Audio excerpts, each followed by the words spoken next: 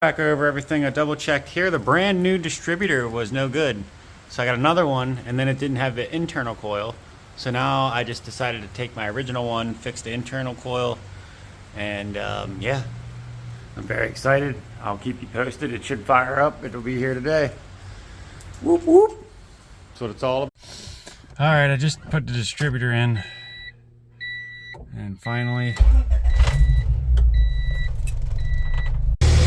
All right, external coil fixture fired right up.